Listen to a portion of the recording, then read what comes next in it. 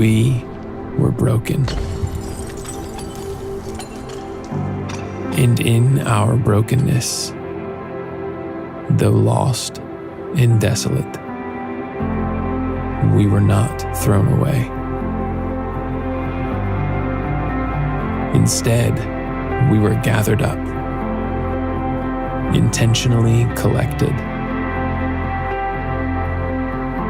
bound together by the hand of a master craftsman who, in place of despair, saw hope